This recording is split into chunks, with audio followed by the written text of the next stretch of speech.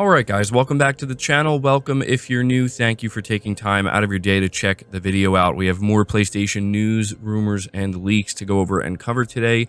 And we're starting here with the big question that I think most PlayStation players have at this point. And that is, will Sony follow Nintendo and decide that they're going to increase the price of both digital and physical games? This is being reported by PlayStation Lifestyle. They say after the Nintendo Switch 2 Direct today, tons of little details about the upcoming console and its games have started to come out, causing concern across the gaming community.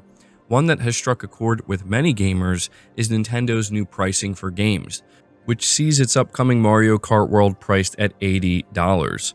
During the Nintendo Switch 2 Direct, a major detail was left out of the presentation: pricing. After the event was done, questions on what this new piece of hardware and its games would cost circulated. As more details came out, at least two games now have an official price tag. Donkey Kong Bonanza will cost $70, while Mario Kart World will cost $80.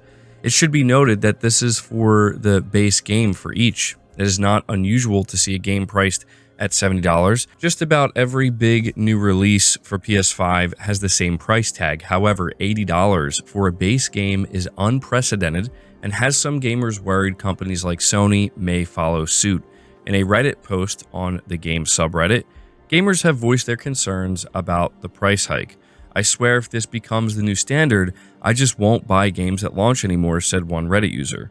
"There's far too many games to care about buying new ones at launch.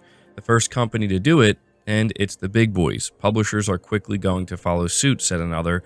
"I have disposable income, but I don't think I can justify purchasing that amount on a game, especially as a physical collector. I think this is my turning point. It's so genuinely upsetting." And something the article is not really mentioning here is the fact that Nintendo also announced that physical games for the Nintendo Switch 2 will be $90, so even more expensive than the already price increased digital games. So yeah, this is, I think, the big question when it comes to Sony now. We know that Sony was obviously on board with increasing the price of games going from the PS4 to the PS5, and pretty much every other publisher did it as well, bringing it up to $70. And a lot of people right now already feel that $70 is simply too much, or they just can't really justify it or afford it, which is understandable because $70 is a lot, right? So the idea that Nintendo is just like, yeah, we're doing it, $80 digital, $90 physical. Will Sony come out and do the exact same thing? We covered this briefly in yesterday's video, but I'm seeing multiple reports going around about it, and yeah, this is likely something that people are going to be talking about for quite some time. And honestly, I hope Sony doesn't do it. I'm not convinced that they won't. I mean, if I had to guess, the most likely time for them to do it would maybe be, I don't know, when the PlayStation 6 comes out. But even then, man, I don't know. I just think it would be fine if things stayed how they are. $70 for a game. We have all these digital deluxe versions. We have all these premium versions that give you early access to the game. And, they cost $80, $90, $100, sometimes more than $100. And it seems like plenty of people are buying them.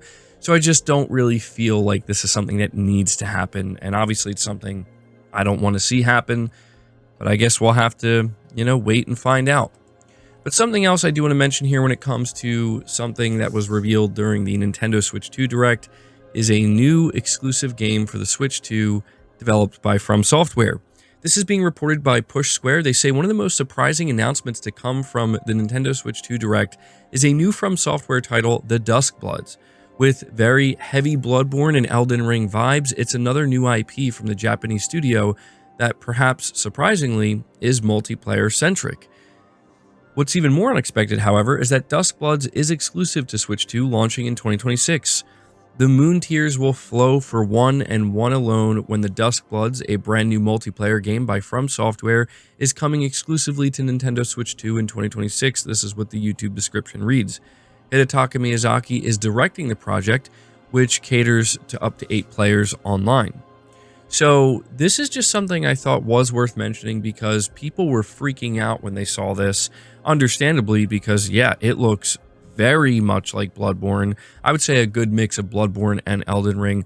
But what seems to be surprising people, at least based off of what I'm seeing when it comes to the reactions, is that it is a multiplayer game. I think when people saw this, they assumed it was a new single-player title from software that was going to be, locked in as a Switch 2 exclusive. But I've seen quite a few people feeling disappointed at the announcement that it is, in fact, a multiplayer-based game.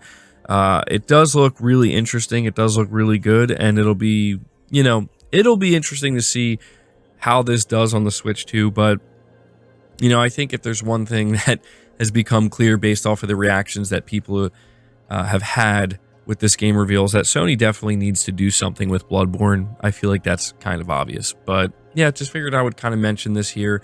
But moving on to the next topic, we're talking about something that I think has went a little bit under the radar, and it is the Helldivers 2 developer praising Sony for their creative freedom.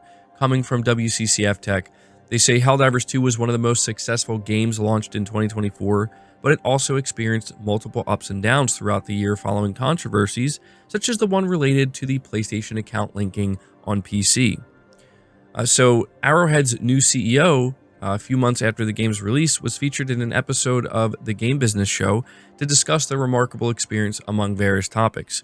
He said he was impressed with Sony allowing Arrowhead to retain creative control of Helldivers 2 despite the fact that the PlayStation company had funded the whole thing.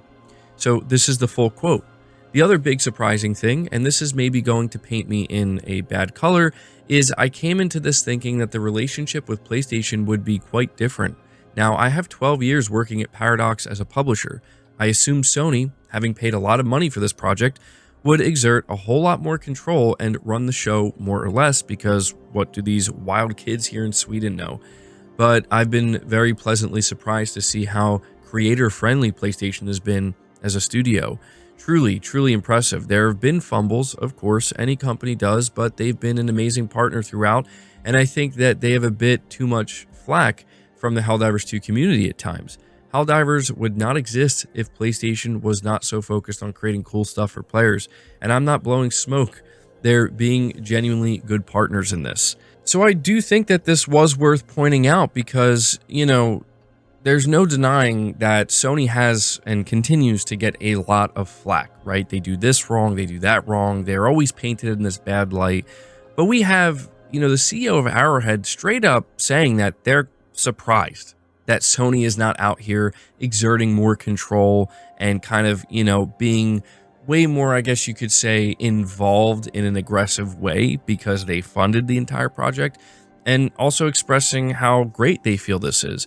I mean, he even goes on to say that he thinks Sony gets too much flack from the Helldivers community themselves, and yeah, it's something that I think is worth highlighting, because I think one of the reasons why Sony is able to partner with so many developers and so many studios and bring so many people in is because of this, is because I think that they kind of realized a while ago that this is the best way to handle it. Now, that doesn't mean they're just not doing anything and they're not involved at all, but yeah, I just think it's a really good thing to hear from, the CEO of Arrowhead basically saying, like, Sony's been an amazing partner and he's just kind of surprised at how good they've actually been.